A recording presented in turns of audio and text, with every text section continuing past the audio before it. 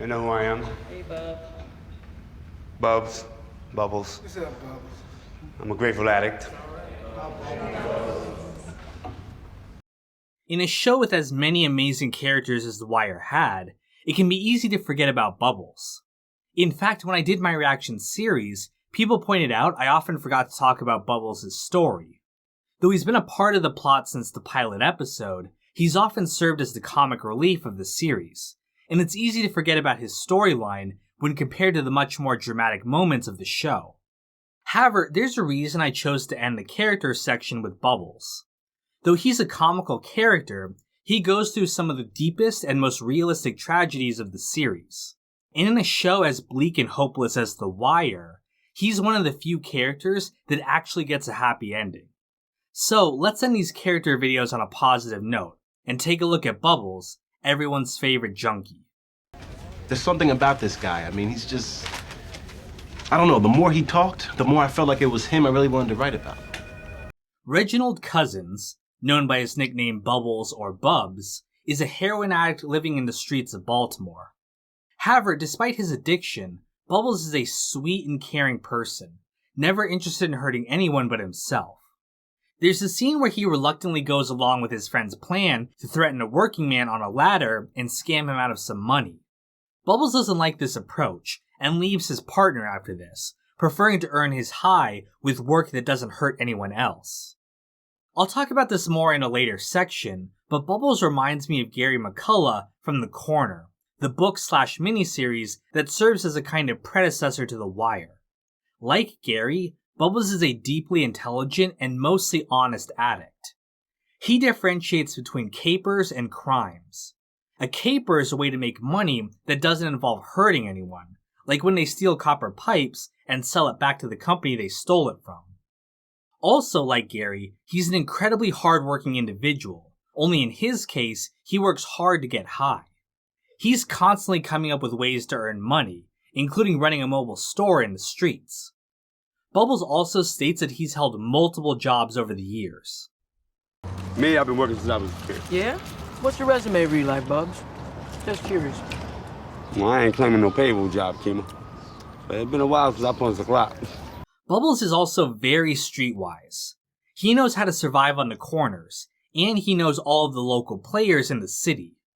This information proves invaluable to the police, whom Bubbles provides information to in exchange for money or protection. Bubbles also takes younger drug addicts under his wing, trying to school them and keep them safe. His first protege is Johnny Weeks, an inexperienced addict who gets in way over his head. In the pilot episode, after he's badly beaten by the Barksdales, Bubbles provides information in revenge that helps set off the season-long investigation. Yeah, them hoppers that beat you down, they got problems now. Yeah, them many people that sling for even. What?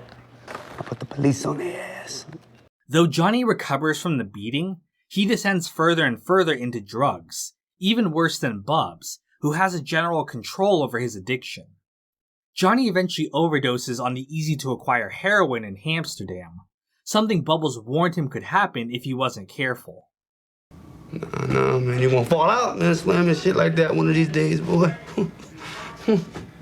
After Johnny's death, Bubbles takes a new kid, Sherrod, under his wing. Telling him that he needs to have math skills if he's going to hustle in the streets, he forces him to go back to school.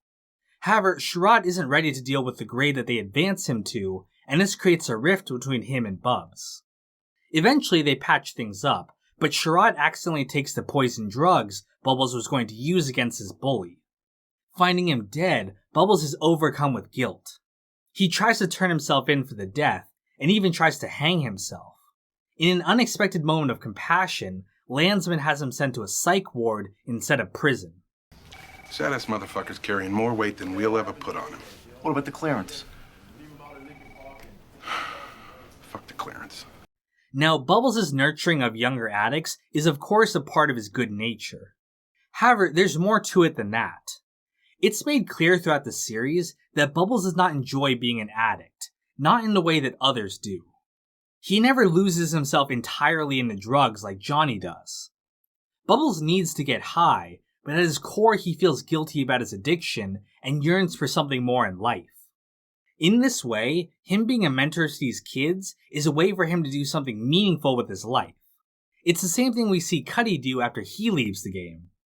However, in Bubbles' case, he uses the good he does to justify his addiction and convince himself that he doesn't need to change. Like I ain't who I am, right? Like I'm pretending I ain't been a dope fiend my whole damn life. Over the course of the show, Bubbles makes multiple attempts to get sober.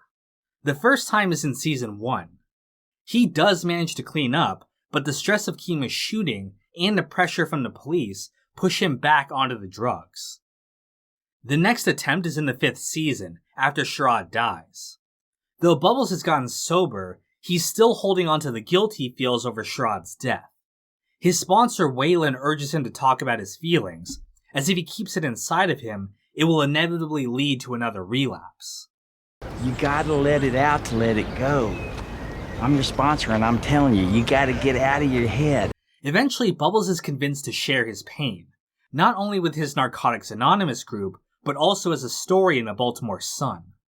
This opening up proves to be the key to his redemption, both emotionally and in reality.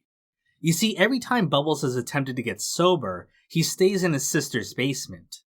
She refuses to let him upstairs, as he's stolen from her multiple times over the years whenever she trusted him. I'm your brother, Ray. I gotta know where to go when I leave here. Last time I left you alone in my home, you dragged half my kitchen to a pawn shop. You remember that? However, in the final episode, after reading about his struggles in the newspaper, his sister finally allows him upstairs, demonstrating her renewed trust in him. There's a great deal that demonstrates the validity of his recovery this time. In the first season, Bubbles schools Sydnor about going undercover, saying that you can always tell an addict by his shoes. You wanna know if a fiend for real? Check the bottom of his shoes. However, in the final episode, we see that his shoes are clean, showing that he's fully left the drugs and the corner life behind him. Like I said at the beginning, this is one of the true happy endings of the series. The Wire's primary theme is the dysfunction of society, and it presents a world where change is almost impossible. Countless times we've seen people chewed up by the systems of Baltimore, and even those that survive are usually in a worse place than when they started. You would of course think that Bubbles would be no different, and would suffer the same fate that we expect from every drug addict. But the show chooses to highlight with Bubbles that redemption is possible, no matter how far you've gone. Though of course difficult, and with a lot of scars along the way, people can change their lives. It's a great message to end the show on, and a reminder that no matter how bad things get, we can't give up trying to make it better one day at a time. Ain't no shame in holding on to grief. As long as you make room for other things too.